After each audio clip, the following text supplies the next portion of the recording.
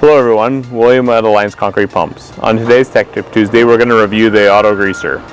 So on this unit, we're using a Lincoln. A couple of features on the Lincoln that we want to make people aware of is the relief valve and the pump. The grease machine has an electric motor with a eccentric cam, so that eccentric cam operates this pump. This is a single piston pump, so that pumps the grease. Slowly the grease enters here and then exits out of here, which you can see from the outside. So if for whatever reason, if you have an issue with your greaser and it's not actually pumping grease, you could remove this fitting for the grease line that feeds the system, remove the T, which is the relief valve, which we'll go over after, and then see if grease is pumping out here. If it is not, you could spin this cartridge out, make sure the spring, and there's a piston on the bottom, is attached. It comes apart like so.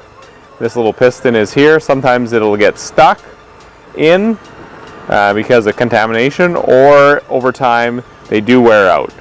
So you can take this apart very easily, like so. Inside of here, there's also what's called a one-way check valve. So also what can happen is a piece of debris could get in the grease tank and could get caught in the check valve. So grease will pump out with no restriction, but when you get restriction or load on it, the grease being the check valve stuck open, it doesn't allow grease to build pressure. So that grease goes out and then just back in every time it goes around and around. So that can cause an issue. So then there's also this T fitting here with this relief port here. So this is actually the relief valve.